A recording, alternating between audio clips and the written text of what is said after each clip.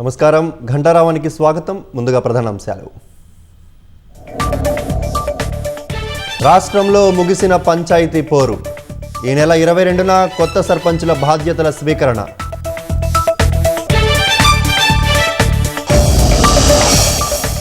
అధికార పార్టీకే జై కొట్టిన అత్యధిక గ్రామాలు.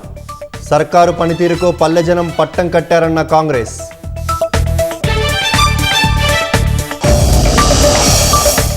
గౌరవప్రదమైన స్థానాలు సాధించడంపై బీఆర్ఎస్ సంతృప్తి. గత ఎన్నికలతో పోలిస్తే బలం పెంచుకున్న బీజేపీ.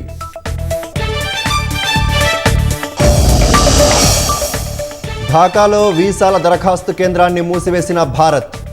రాయబార కార్యాలయానికి బెదిరింపులతో నిర్ణయం.